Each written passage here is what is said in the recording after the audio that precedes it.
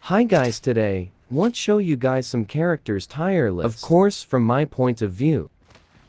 Let's start with Octane S tier. This legend is Sprobolith's strongest in the game. His speed boost provides him way too much utility, and in Apex Legends Mobile, speed is the name of the game. The faster a player can reach the loot, the stronger they become. The faster a player positions around the enemy, the better the skirmish goes. There's pretty much an endless list of pros for moving fast in this game, and Octane is the fastest. In addition, his jump pad is incredibly useful. The noise it makes does set off some opponents, but it's highly unlikely players are good enough at using the aiming system to snipe players out of the sky. This allows Octane to reposition without a cinch, while benefiting his allies simultaneously. All the A tier and higher have some semblance of movement speed steroids. The next are Wraith S tier.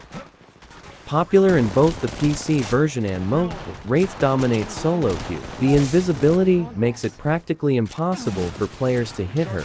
After all, the skill prevents the auto-aim system from helping the player.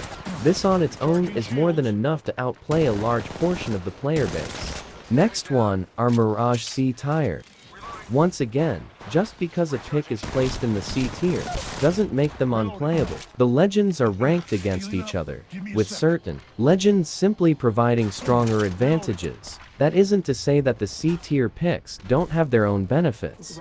Anyway, Mirage decoys are really hard to manage. It's very rare to run into a Mirage player that properly utilizes his clones, often resulting in the player overestimating their capabilities thanks to their cover. Hate to see it happen, but it happens quite often. The legend is difficult to manage alongside play with, often resulting in confusion for the user and their teammates alike. Lifeline B tier.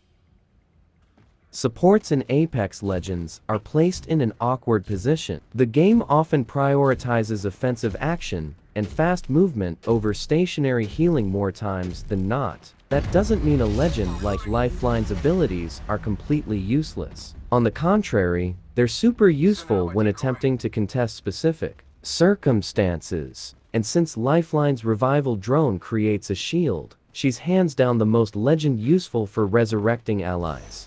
But the issue is if allies go down, they're typically in a very precarious predicament. Running in and trying to heal them more often than not just results in death, with or without a shield. The right decision is almost always prioritizing selfish positioning and attempting to take offensive actions rather than defensive, at least in solo queue, where cooperation is super difficult.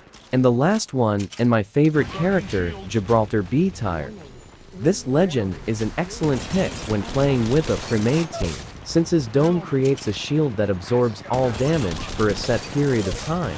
Allies can rush in and pop a Phoenix kit to completely turn a fight. The timing fits perfectly to do so, but once again, the issue is most players in solo queue wouldn't know to do that. Therefore, the dome often just becomes a random indicator for the enemy to give off Gibraltar's position, rather than providing much utility for his entire team.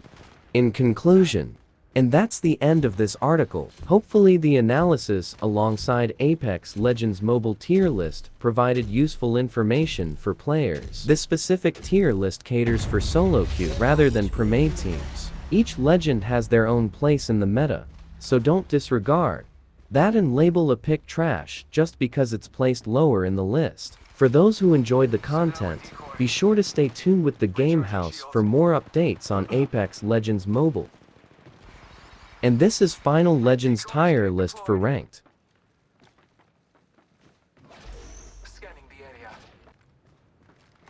Thanks for watching.